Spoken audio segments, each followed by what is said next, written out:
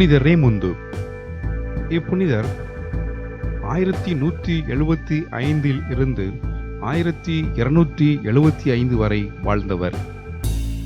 இவர் ஆசிரிய வேலைக்கு சம்பளம் வாங்க மறுத்தார். மாணவர்களுக்கு உண்மையான ஆர்வத்துடன் போதித்தார்.